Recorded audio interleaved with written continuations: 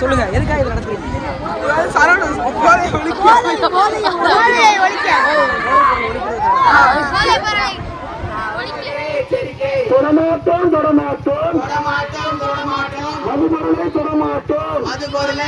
இப்ப ஃபாதர் வந்து நிறைய எஃபர்ட் போடுறாங்க.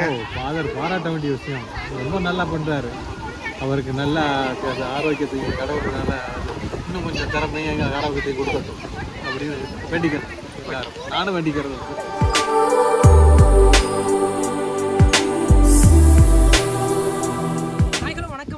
இன்றைக்கி நம்ம எங்கே வந்திருக்கோம்னு பார்த்தீங்கன்னா விச்சூர் ஸ்கூலுக்கு தாங்க வந்திருக்கோம். எதுக்காகன்னு பார்த்தீங்கன்னா இன்றைக்கி ஸ்டூடெண்ட்ஸ் வந்து ஃபாதரோட தலைமையில் வந்து விழிப்புணர்வு பற்றி ஒரு விஷயங்கள் பண்ண போகிறாங்க. அதுதான் நம்ம இந்த வீடியோவில் பார்க்க போகிறோம். அதுக்கு முன்னாடி ஃபஸ்ட்டு நம்ம வீடியோ பார்க்குறவங்க யாராவது இருந்தீங்கன்னா மறக்காமல் சப்ஸ்கிரைப் பண்ணிக்கங்க, பக்கத்தில் கிளிக் பண்ணிக்கங்க. அப்போ தாங்க நம்ம போடுற வீடியோ உங்களுக்கு உடனே வந்து சேரும். வாங்க உள்ளே போய் என்ன விழிப்புணர்வு பண்ண போகிறாங்கிறத வாங்க நேரில் பார்க்கலாம்.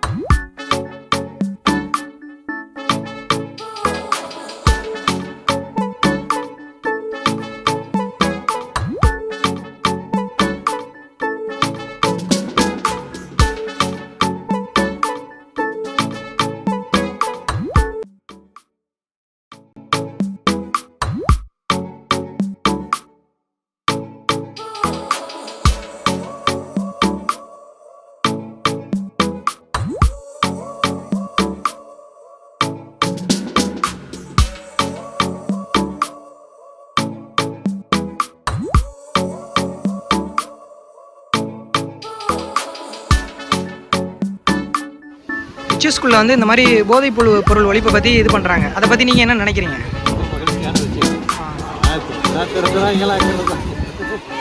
அதாவது அது மாதிரி பண்ணாமல் இருப்பாங்களாங்கிறது தான் சொன்னேன். 90% குடிக்கிறாங்க, 95 குடிக்கிறாங்க. இப்போ உள்ள ஃபாதர் வந்து நிறைய எஃபர்ட் போடுறாங்க. ஃபாதர் பாராட்ட வேண்டிய விஷயம், ரொம்ப நல்லா பண்ணுறாரு. அவருக்கு நல்ல ஆரோக்கியத்தை கடவுள்னால இன்னும் கொஞ்சம் திறமையாக எங்கள் ஆரோக்கியத்தை கொடுக்கட்டும் அப்படின்னு வேண்டிக்கிறேன். நானும் வேண்டிக்கிறது. சொல்லுங்க, எதுக்காக இது நடக்குறீங்க?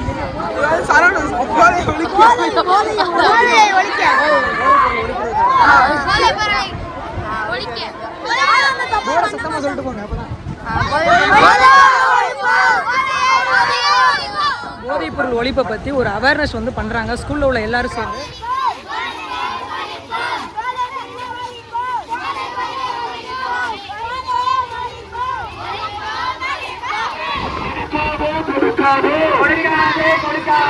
மாணவர்களுக்கு போதை பொருள் கொடுக்காது.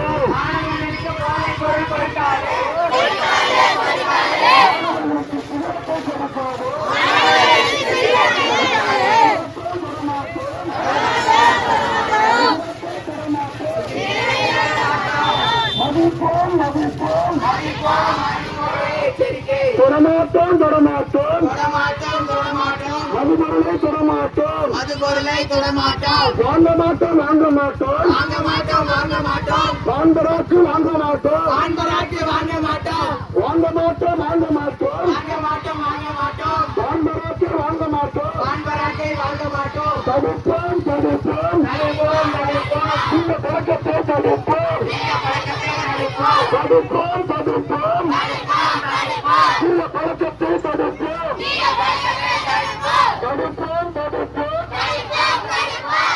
பழக்கத்தை தடுப்போம்.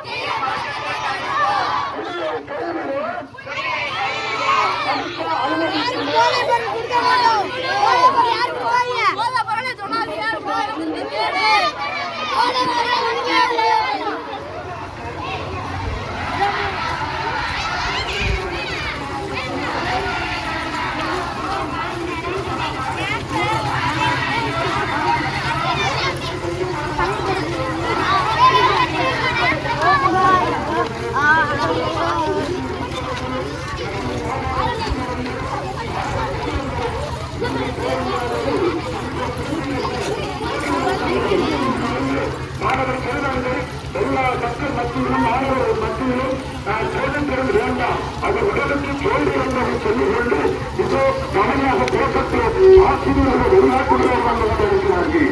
நிச்சயம் இந்த ஒரு மாற்றம், இந்த ஒரு தோரணை இந்த ஒரு பழனி, இந்த ஒரு எழுச்சி உங்களுக்கெல்லாம் ஒரு புத்துணர்வு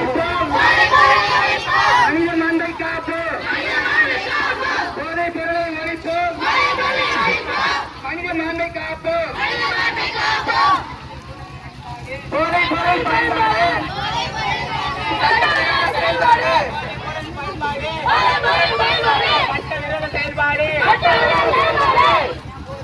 ஒழிப்போம் ஒழிப்போம் போதையை ஒழிப்போம் ஒழிப்போம் ஒழிப்போம் போதையை ஒழிப்போம் அனுமதிக்காது ஒழிப்போம் மதுவை ஒழிப்போம். உள்ள ஃபாதர் வந்து ஒரு சில விஷயங்கள் ட்ரை பண்ணுறாங்க. அதை பற்றி நீங்கள் என்ன நினைக்கிறீங்க? நல்ல விஷயம், மக்களுக்காக பண்ணுறாரு, மாணவர்களுக்காண்டி பண்ணுறாரு, சந்தோஷமாக இருக்கு. இந்த மதுவை ஒழிக்கிறதுக்கு ஃபாதர் ஒரு சில விஷயங்கள் ட்ரை பண்ணி இப்போ போராட்டம் மாதிரி நடத்துறீங்கல்ல, இது எதுக்காக இப்படி பண்ணுறீங்க? இது ஒரு நல்ல முயற்சி. ஏன்னா மற்றவங்களாம் வந்து திருந்தணும், குடிக்க வேணாம். ஏன்னா நிறைய வீட்டில் வந்து குடிச்சிட்டு நிறைய பேருக்கு தயாராகுது.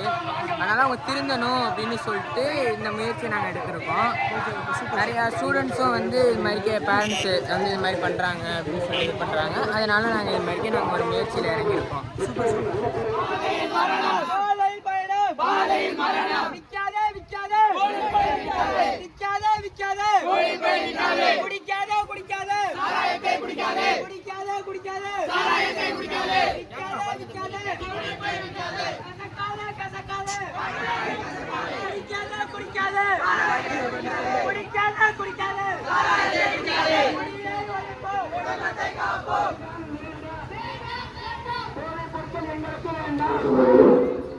இந்த பேரணி இந்த ரிச்சுவலுக்கு மட்டுமல்ல, உங்களுடைய இதயத்திலே பதிந்து நீங்கள் வீட்டுக்கு செல்கின்ற பொழுதும் உங்கள் பெற்றோர்களுக்கு சொல்ல வேண்டும்.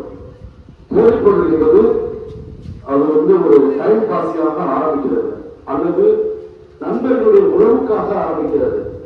வா இன்னைக்கு பாச்சி அப்படின்னு சொல்லி ஒரு நாள் பிறந்தநாள் விழாவுக்காக நாம் போதைப் பொருளை பயன்படுத்துகிறோம்.